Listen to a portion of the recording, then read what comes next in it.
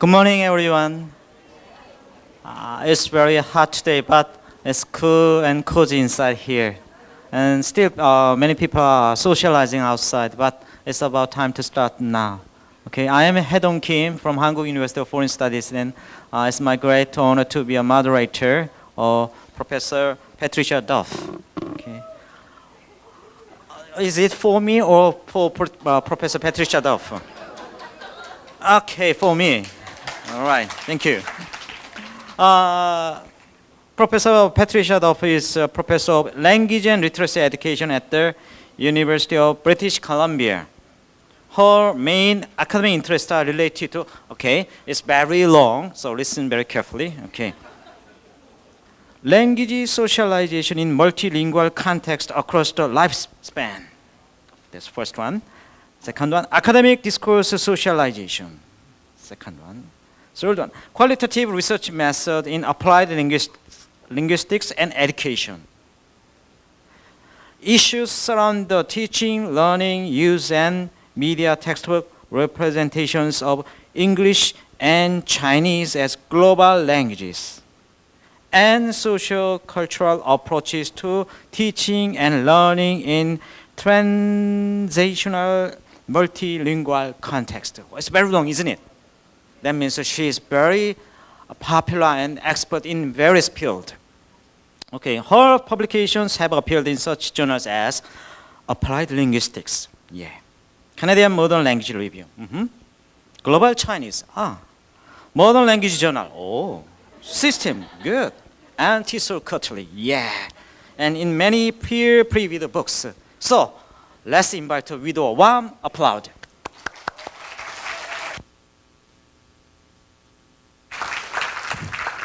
Good morning, and thank you very much for that kind and energetic introduction. And thank you to the organizing committee very much for this invitation to come back to Korea. Always a great pleasure. As some of you know, I first set foot in Korea not as early as Bill Eggington, but in 1979. Traveled the country, and have been coming back every few years thanks to Kate and KOTESOL and other groups. So I really, really appreciate keeping the connections and seeing changes taking place at your universities and in the country and around the world, since we're all so interconnected. So, and I was really thrilled that the theme for this year's conference was social dimensions in English language education, and you'll notice my title adds dimensions and differences, because social differences are often what creates tension when there's the insiders, the outsiders, the elite, the marginalized, and so on. So I think when we think of social dimensions, we should also think of differences. My talk will proceed in the following order of things. I'll talk about the social turn in second language acquisition, which is now not new, but it's continuing in various forms. I will introduce some new models and principles and constructs, maybe not new for some of you who work in this area, but I assume that many of you do not, connected with social aspects of learning and education. And then I will talk about research on Korean learners of English in Korea and abroad. That's the transnational context of Koreans in the world, here and elsewhere. And this is because I was asked to talk about the social with particular reference to Korea, not just what's going on in Vancouver and so on, although it's connected. And then I'll just end little by little. I did write a chapter on this theme for a book that was edited by Sean Lowen and Sato this year, but it's not about the Korean aspect, but many of the same principles of the social are discussed in that chapter, and it's available online if people want a copy. Well, in the last number of years now, at least 15, there's been a kind of a process of reframing second language acquisition. It's not to say that the cognitive, the linguistic is irrelevant or it's not worth studying and so on. But many of us are interested in many of the socio-cultural dimensions of learning. So it's a sort of turning from more positivist, structuralist, nativist, interactionist, computational metaphors of input-output interaction, looking at information flow. And rather than looking at information flow or accumulation of knowledge, thinking about the human experience in language learning. So this involves like post-structuralism, constructionism, phenomenology, experiencing the world, interpreting, and it's sociocultural. And so there's more emphasis on learners' experiences, on their sense of agency, ability to take control, to make choices for themselves, to have some role in their destiny. Issues of voice, developing a voice in another language, and not just grammatical structures, phonological structures, and so on. Achieving intersubjectivity through language, coming to mutual understanding with others. Negotiating multilingual identities, so it's not just about English, it's about the other languages in one's repertoire. About emotions, too. Language learning is very emotional, it's hard work, it's identity work, but there's a lot of affect involved as well. And this approach, depending on who the scholars is looking increasingly at the emotional aspects of it. Issues of perceptions of learning and goals, of participation in second language communities and networks.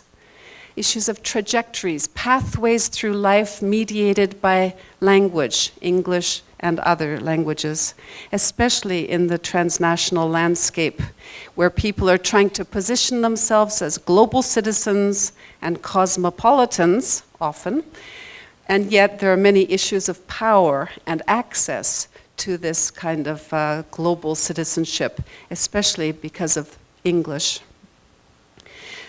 So this view of learning then sees not just the accumulation of linguistic and other kinds of knowledge, but sees learning as a process of belonging, of doing, becoming, experiencing. And this view, this comes from Levin Wenger's work, especially Wenger 98, the community of practice. Some of you will be familiar with that. I just want to point out that this idea looks very romantic, becoming someone, belonging to a new community. Isn't that wonderful? But it's actually, as we know, it's not always seamless, it's not always inevitable, it's not always harmonious. It can be very conflictual, because just as you're trying to belong maybe to a new community, you're also trying to retain your membership in your primary communities and languages and so on. But learning as belonging means coming to become a member of or participate in these new communities, networks, local cultures both actual and imagined, seeing oneself as belonging to this English-speaking global community. Learning as doing, engaging in relevant practices with intentionality, with agency, with self and other regulation. It's performing, learning as performing. It's not just storing information, it's performing identities and linguistic practices in a public manner. Becoming, expanding our identities and repertoires, expanding our possibilities in life, in what Diane Larson Freeman and others call in open, co-adaptive, complex systems, and creating new affiliations, identifications. Learning is experiencing and constructing and internalizing meaning and knowledge from those experiences, from the social and to the more psychological realm. I added these are not in the original Wenger formulation, but many of the people working in the sociocultural orientation to language acquisition don't talk about acquisition, they talk about development instead of acquisition, and or my colleague Bonnie Norton talking about investing in a language and its practices and in identities one has in mind for oneself. And the final one here is learning as transforming oneself, others, the systems we operate within, because we will have an effect on those systems and those communities, and also on the kinds of capital associated with them. So this is the view of learning that goes with a more sociocultural orientation to language. And we articulated some of this in a recent piece in the Douglas Fir Group in 2016 Modern Language Journal. There was a group, you'll see the authors listed here, I'm this one, but there's a whole bunch of us. We spent several days in a room in Portland at a hotel, and the room was called Douglas Fir Room. So we call ourselves the Douglas Fir Group. It was like we were like sequestered. You'd think we were, jurors on a case. And we said, let's spend several days together coming up with a view of language learning that brings in the multilingual, that brings in the social, and that brings in the macro, the micro, various aspects. And if you look at the names of people here, we all do very different kinds of research. So it was a great challenge to come up with one sort of position paper that would bring in the strands that we could all agree on, even though that we don't do like Nick Ellis does usage-based language learning, and Lantoff, you know what he does, and Schumann, brain research. Very interesting. Now, the reason I have this here is because it's very important then to theorize language and learning within multilingual embedded social structures that we are part of. So it has here the macro level of ideological structures, the meso level of institutions and communities, the micro level of actual interactions, activities, in classrooms and outside, individuals engaging with others, and then some, of course, because of John Schumann, we have the neurobiological and the cognitive and Ellis and these other people. Of course, that's very much part of it too. It's the world and the mind in this kind of dialectic relationship. So at the macro level, we see beliefs, values of various kinds. I'll come back to it. At this level, investment, agency, power, identities. That's my Bonnie Norton's signature piece there. And then we see the various kinds of institutions, the family being an institution, schools, neighborhoods, and so on. And then, so we see this. And I just wanted to show you what it might look like in the Korean context if you're trying to look at the macro, meso, micro. And we have scales, so the time, we have to look at whatever, at any point in time, the learning of English in Korea, it all has a history, doesn't it? From the late 1800s, through mid-20th century with American influence and so on. So, and then within the world, of course, the English colonialism and so on. So we look at the time scales and space and place. And then this is the microseconds, even turns of interaction. This is looking forward to the future with various kinds of communities. Now this looks like it's on the past time, but it's not. It's just the macro. Of course, those ideologies are very much based on a history, based on prior conditions over centuries, decades, years. So what does it look like if we put on that, in this corner, the Korean situation in terms of ideologies, language ideologies? Well, the status of Korean versus English, or other languages such as Mandarin competing for a kind of global positioning power and so on. For instance, if people go abroad to study in Singapore, which is the value English, Mandarin, what variety of English? Is it standard American English? Is it Singapore English? Which one? This is both local, negotiated locally and in global communities. So the varieties of English, the registers, actually Bill talked about this yesterday too. The status of native versus non-native English, and including teachers and the varieties they speak, and the kind of stigma or status or bias toward one kind of English, native or another. And then the kinds of methodologies that are used, and including questions of the role of the first language or other languages. These are all connected to language ideologies. Next, in this part here, in the original diagram, this is like the socio-political context. So in the context of neoliberalism, where everything is a competition and rankings and branding and gaining assets such as language, which have a kind of status on the international market and within local markets, we see how language is connected with socioeconomic conditions and possibilities and globalization, and the role of English as a hegemonic international language, which has power, prestige, but also has a tendency to dominate other possible languages people might well study that might be actually more useful to them later in their lives. And then looking at curriculum, role of English in society, here or abroad, issues of migration, elite philosophies, principles of elitism versus egalitarianism, and so on. So these are all kind of on the socio-political plane, the macro. These are the contexts in which we learn and use, teach, test, forget English. And then at the bottom, we have the moment-by-moment kinds of things, interactions within a class. How when I ask a student to respond, how is it just in nominating the student? Oh, Ilana, you speak English from Israel, so you could answer the question. Or, oh, you spent some time abroad, maybe you can give us a good response. So just in the interactions, these things get mapped out sometimes, the social position of the learner, even in the way they're nominated or the way someone responds to what they have said in a comment in class.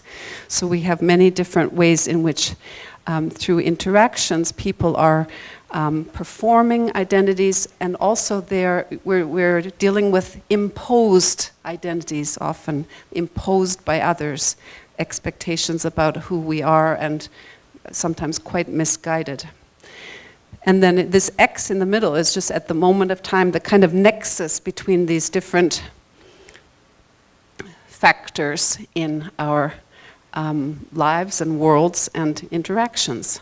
So it says just here, teachers and learners and their families, histories, goals, forms of capital, desires, experiences across time and place. These run through all of these factors. So, as we know, in this time of neoliberalism and globalization, students and native speaker English teachers, quote unquote, like English itself, become prized commodities, actively recruited and touted by educational institutions through global corporations, agents, mass media, etc. So English is a commodity. English teachers are a commodity. Speaking a certain kind of English with cachet, it's a kind of commodity. And then there's a lot of competition for this resource, English, and for the people who use it. So cash-strapped school districts, for example, in Vancouver, and our former PhD student Ryan Deschambault has looked at this, where school districts recruit lots of international students, including Koreans, Chinese, and others, to come as fee-paying students. And universities certainly do the same in Canada, and now worldwide. People are competing because they're setting up these English medium instruction programs because universities need the money and the foreign tuition and the numbers and top students. So we are in this very kind of capitalist context where English is a driver of all of these things, and universities and schools are competing to get their market share. But the actual quality of instruction and supervision, the well-being of students, the learning outcomes can vary tremendously, especially when driven by numbers, just getting numbers and the profit motive. And that's a cautionary note. And some of the research that has looked at the actual experience of students in these international sojourns abroad are very troubling, because it's clear that the institutions don't even understand the differences between people who are coming as international students, as Generation 1.5 local students, as new immigrants, as second, third generation. So they're sort of viewed in a rather monolithic way, which is obviously problematic, and it's not the way people also want to be seen, just as part of a big Asian mass in Canada, for instance. This quote comes from a special issue of the Journal of Sociolinguistics in 2012 that was focusing on Korean transnationalism, both in Korea and abroad, Singapore, North America, Canada included. Excuse me. And they write, English is deeply implicated in the construction of the neoliberal idealized person type. For its acquisition, that is the acquisition of English, serves as an internalized, undeniable index of the transnational experience, through which the student's neoliberal spirit is formed, particularly because it is commonly believed in Korea that good competence in English, especially mastery of native pronunciation, is impossible to acquire without living overseas. So English then becomes a status marker. Bill said this yesterday, but it's an index. It points to a kind of a world of experience that people have had outside. So in the area of second language acquisition and sociolinguistics and bilingual studies, there's a lot of socially oriented work being done with Korean English language learners or bilinguals. And for instance, work I'm going to mention in a few minutes about low and high track students here in Korea by Hera Bien. Where are you, Hera? A recently graduated UBC PhD holder who did her research here in Korea. She's Korean, and I'll come back to that. So looking at students in Korean middle schools. Work in early or late study abroad to various countries. There are many people who've been looking at that. Looking at returnees, people who come back, and how some of the challenges that their teachers face when these kids come back with great English and with this kind of attitude of having been out in the world and feeling maybe some superiority to others who haven't, and so on, or wanting to hide that experience. And then the teachers who are recruited from the States, maybe Korean, English bilinguals, grew up in the States, and they're recruited to come back as English teachers in rural areas. There's work on this. Heritage learners, people, Korean English bilinguals in Canada and the US, who are then trying to reclaim their Koreanness and their Korean language as they shift to English and lose the Korean and lose the connection with Korean pop culture, Korean vernacular, cool language and text things, how they want to reclaim that so that they feel both connected to the Korean and the Anglo. And then even issues of Generation 1.5 learners. I've done some work on that with former PhD student Jean Kim. And then even advanced L2 learners, people who are Korean graduate students, excellent in English, and come to Canada or the US to be PhD students or master students. Here their English was considered excellent, and then they're studying in a group with, suddenly they don't feel quite as excellent as they had felt they were here. So all of these things are very social, very psychological too, because it involves people's identities and the way they see themselves, the way others see them, and sometimes there are mismatches. So the macro, meso, micro contexts, conditions, and consequences of learning in English in the international linguistic marketplace are crucial to consider from transnational whole person and societal perspectives, whole person and whole family as well. So English is clearly a source of major potential personal and professional transformation for teachers and students, thus the English fever in Korea and elsewhere, and lots of study abroad and exchanges, shadow education locally, but also it can be a huge barrier, right, English. So it provides potential access to different forms of capital, symbolic, economic, cultural, linguistic, social. It creates potential access to new perspective, worldviews, global citizenship and knowledge, to new identities as cosmopolitan Anglophones or multilinguals, to global youth and popular cultures and networks, to higher education and employment and mobility. Those are all good, potentially, or not. And that is because of the English divide. Now, I wrote English divide when I was preparing this, and I thought it was my own brilliant creation. I don't know, digital divide, English divide. I thought, that's a pretty good phrase. And then I Googled it. I found it's been used a lot, and including in an editorial of the Korea Times in 2012. It says, English divide is striking in our society depending on income and region. So I'll just look at the part in the red box.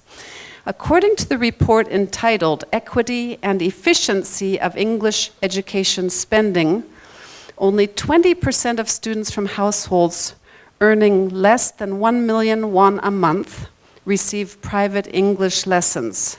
But the figure jumps to 70% among students whose families earn more than 5 million won a month.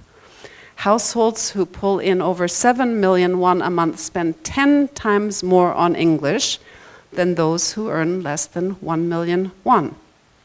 And then it tells, they did the survey of kids in these areas, and then the statistics come from the Korea Development Institute.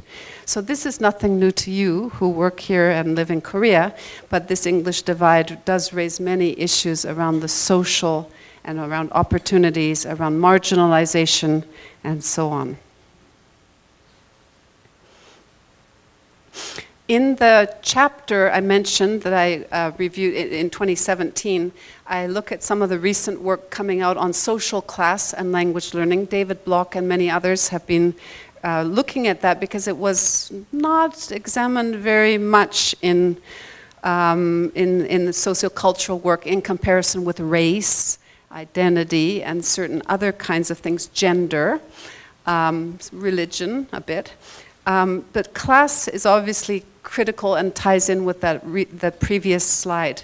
So one's backgrounds limit resources and even imagined futures because you're socialized through the family, through neighborhoods, through local schools into these practices, linguistic and otherwise, and also into kinds of imagined futures, trajectories. And so class is important to look at and to think about, well, for those kids who come from less wealthy backgrounds, less well-resourced backgrounds, what chances do they have to attain the same life possibilities as others? Agency has come up in a few of these slides, but agency is not just something like you're very motivated, you really want to do something, you really want to learn. It's also socially mediated because by the structures you're part of. You may be very motivated, but as soon as you're denied opportunities, you don't pass the test to get into something, then you're blocked. Agency and class also can create a sense of entitlement. This is what we are privileged to be able to do. This is what your relatives have done and others have done.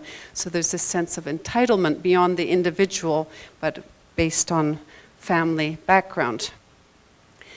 And these things like identity and positioning, based on hierarchies, power differentials, and other things, they can be seen in classroom interactions even, or in everyday communications between people. Going back to this macro, meso, micro, in the micro, we can see evidence of how people are positioned, how people are grouped in their discussions in class, who wants to sit with who wants to do a project with who doesn't want to work with these kids because they're slower, their English is not as good, they're not from the same kind of Korean background. On the point of gender, which I haven't looked at in relation to Korean things, but there's been quite a lot of interest in gender as a social construct in language learning, especially with modern languages in Europe and Canada and the States. Why is it young men, especially working class boys are dropping out of modern language study. So this is not English, this is so-called LOT, languages other than English. But there's this sort of gender effect with those languages. I don't think in the English context in Korea, males and females have much choice, but in places where there is choice, where you can drop out of languages after you meet your compulsory coursework, there's a higher level of dropout in Australia, England, and so on by working class boys relative to girls. Race, minoritization, low expectations, and bias. And I know now in Korea there's more immigrants coming in from different racial backgrounds, and there may be different kinds of expectations of them in relation to English and into their educational futures as well. And this term may not be familiar to you, intersectionality. In work in social theory, whether it's feminism or other kinds of social theories, intersectionality means the combination of, say, class and gender, or race and gender, or age and so on. So that it's not just any one of these in isolation, it's combinations of these things that may have a very strong bearing on experiences and outcomes. So for example, a Southeast Asian, poor, female student in Korea who comes from a single-parented home or has no particular guardians will be in a very disadvantageous situation. So it's a combination of many of these kinds of positionings or social roles. Now I mentioned Hera's work, which is, she wrote a short piece in the TESOL Quarterly in 2015 on this, sort of with a theoretical and contextual piece about one aspect of social experience in the Korean context. It's about English ability tracking and taking the long view, the historical view of the past to the present, the different waves of standardized testing, no standardized testing, tracking, no tracking, based on these kind of egalitarian versus elitist views of education.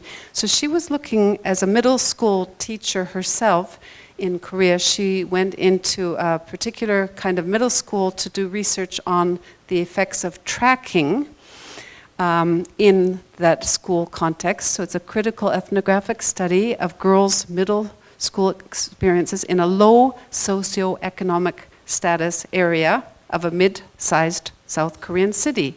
And then looking at many of these bigger factors that I've already talked about, especially when the tracking system was reinstated in Korea for math and English from 2008, together with major standardized tests. So this is grades 7 to 12. And Hera herself was formerly a strong proponent of tracking, thinking that with the higher track kids, they get what they need, the lower track kids get the kind of support they need.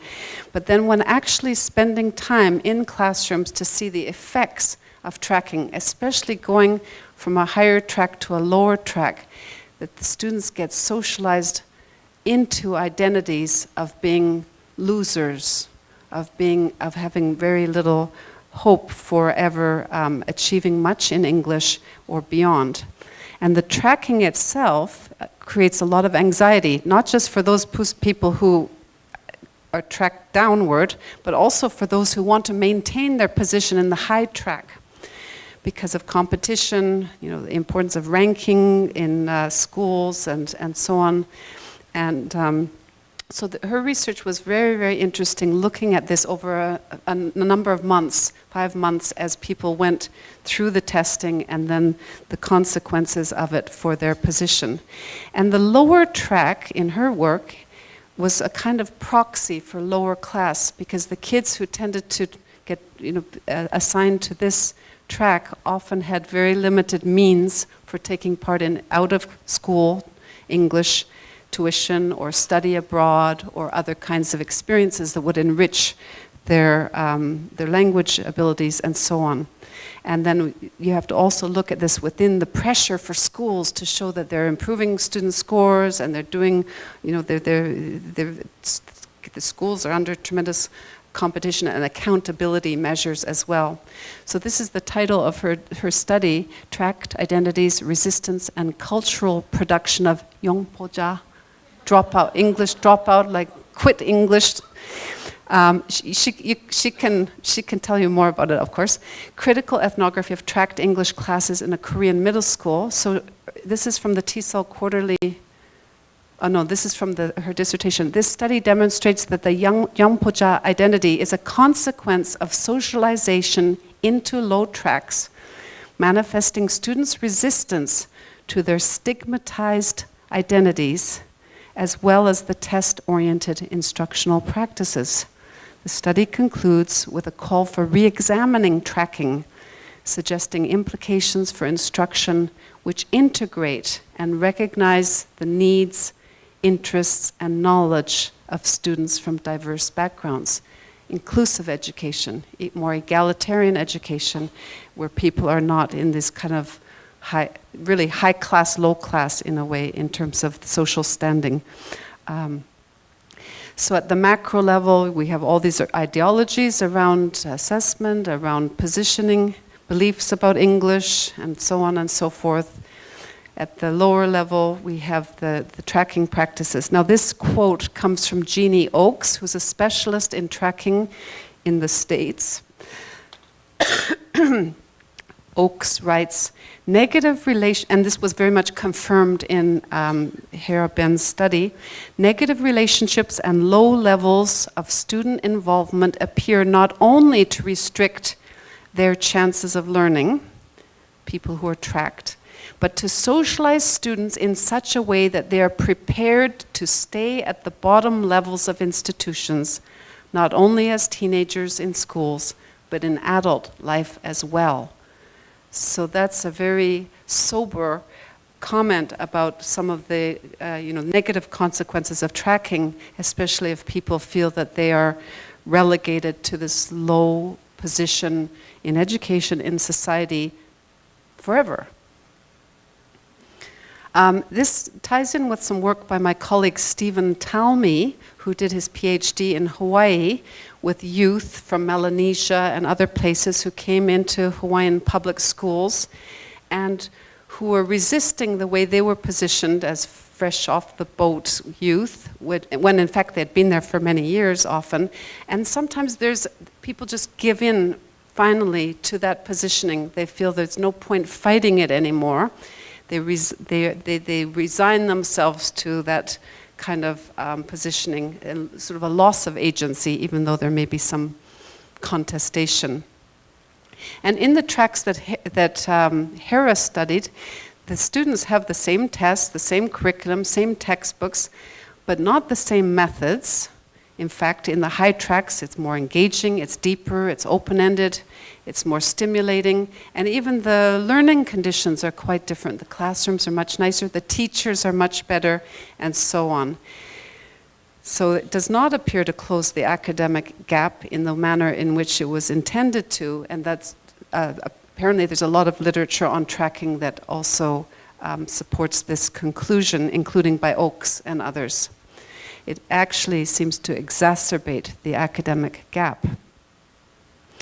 Well, I'm just in the last couple minutes going to mention some of the other studies that are examining social aspects of English in Korean transnational contexts. This was the piece that, this is the name of the special issue that was in the Journal of Sociolinguistics I mentioned in 2012, co-edited by Park and Lowe. And then this is a very fertile area for work at present. So looking at, the many Koreans here learning English, the many in the worldwide diaspora throughout migration, including adoptees, some of whom come back later, which is interesting. The new immigration here from other parts of Asia, marriage migrants, etc. Do they learn Korean? Do they learn English? I understand they can have a difficult time in integrating within Korean society and also learning Korean language and learning English, and same for their kids. Then there are the return migrants and all the other kinds of possibilities. And then people who go to small countries like Singapore or New Zealand, ones who want to go to big Anglophone countries like Australia or Canada. And then these are some of the contributors to this special issue, looking at many different contexts in which English, Korean, and other languages are competing in a way. So I'm just going to show you some of the names. The ones in green are from the special issue, and the ones in red are just from other journals. But you can get a sense of some of the studies that people are doing.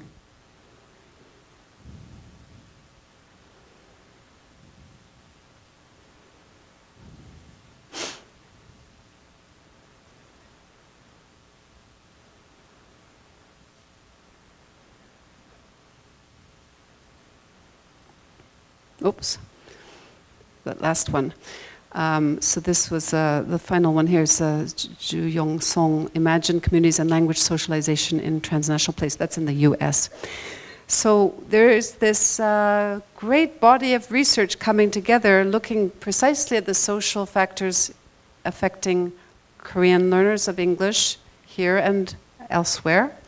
And I think it's really important to consider in understanding the bigger picture and the consequences of education for these people. So the social turn has invited us to look much more at ideologies, identities, trajectories, social structures, and agency connected with these languages. This work also shows us the benefits of longitudinal studies to see the pathways kids, adolescents, adults take in their life journeys and how language and mobility factor into that. And then this notion of flexible citizenship, where people are kind of really, I've met many people here in this past week whose own histories have involved, growing up in Hong Kong or in London or Paris and coming back for high school here in Korea often, so you can go to a Korean university, but there are all these different pathways. If you opt out of one of those things, like Korean high school, then you close doors for certain kinds of future or higher education. And so these are very important to look at. And then finally, and actually Elana's going to speak more about this, I'll just turn it over to her to finish, is like thinking of the implications of social dimensions. Programs, how inclusive are they? How nurturing, how challenging, how relevant, how forgiving for people who don't do well at a certain point. For teachers, the native, non-native things. How much support in those low-track schools? Who gets to teach the low-track classes? The newest, most vulnerable, most junior teachers who should be getting the most support. And that's a very tough situation to be teaching in. So, oops, sorry, I've got a differences mentions here. That's differences and dimensions. Textbooks and curriculum designers. What kinds of language are used? What kinds of depictions of cultures, of people learning the languages? And testing. And what is the negative washback for individuals, for society? And learners and families, what are the real impacts on the lives of the people we really want to thrive, which is our citizens? So to conclude, this is meant to be a metaphor of fabric, the social fabric, so the texture of fabric. As English teachers, researchers, administrators, you can add testers, etc., we must aim to better understand and ameliorate, to improve English language education and the fabric of society, and doing so by taking into account more the social conditions and consequences. Thank you very much, and thank you again. Thank you very much, Professor Patricia Duff. I feel we are connected throughout this fabric. Okay. So we have 5 minutes. So if you have any questions, please raise your hand. Then our PhD student, Mr. Beck, will carry the microphone. Obviously, you were addressing huge issues there, and many that are very relevant. As a classroom teacher, dare I ask, do you have any advice for me? Well, some of the work, I've done a lot of work in classrooms. That's classroom researcher by training. And you know, one of the things is group dynamics. Who gets to work with who doesn't want to work with whom? How do we set people up to work together on just tasks, or and also how do people what do people see as their own social capital, let's say, within classrooms? Do they feel they have something to contribute, that their backgrounds are interesting, important, or understood? And how do we demonstrate that to them without also imposing on them a certain kinds of thing? For instance, as I said before, if we ask a question, say, "Oh, your English is good. You can say it," and then we'll all hear the best English version, and then the others can practice. That puts that person in a very, it might be felt by the teacher that's a very enviable position as being the model, but the student might not appreciate that, and others might always feel they're being compared to this one with the excellent pronunciation. We've found that in some of the work with heritage language students, let's say Spanish background students who are mixed with foreign language learners of Spanish, where the teachers try to use certain students who they see as having very strong skills, and then the other ones always feel like they're sort of second class, they're not as good, they'll never be as good, and so on. So just in the way in which we nominate students to take turns, the way we respond to students, the way students respond to one another's, it validates, it legitimates, or it silences. So just the Q&A can be quite, the manner in which we affirm people's responses, we invite responses, we are tolerant of mistakes and try to help people not feel shy. Some of my research looks at silence, how people feel silenced in different kinds of classroom contexts. It's very much socially constructed, and the same people in different classes may behave very differently depending on the social conditions. So I think it's very important to get to know our students better and think about how our own practices as teachers contribute to these social dynamics in ways we don't always recognize. I think it's really important. And some of the work we've done with teachers that helps them become a little more sensitive to these things.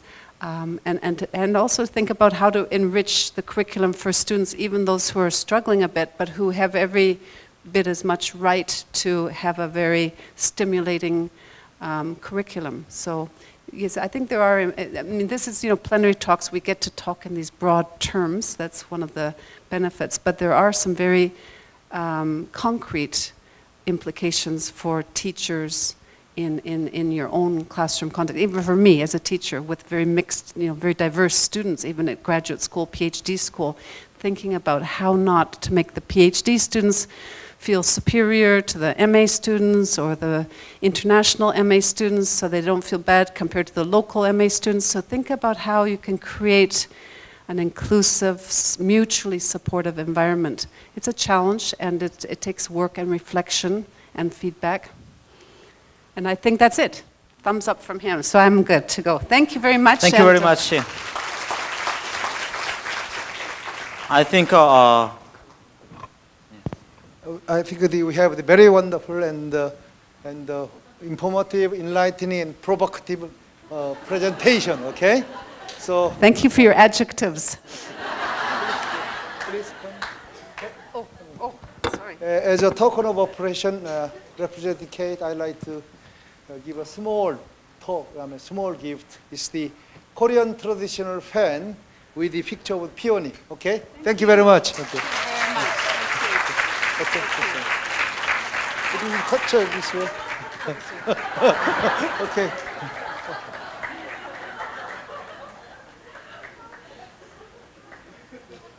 And I also Okay. want to say congratulations to Professor Yong-Sik Lee on being the president and for inviting me a second time here. So I guess the first time I didn't do too badly, so I'm really, or he forgot. Okay. So thank you so much. Thank you. Okay.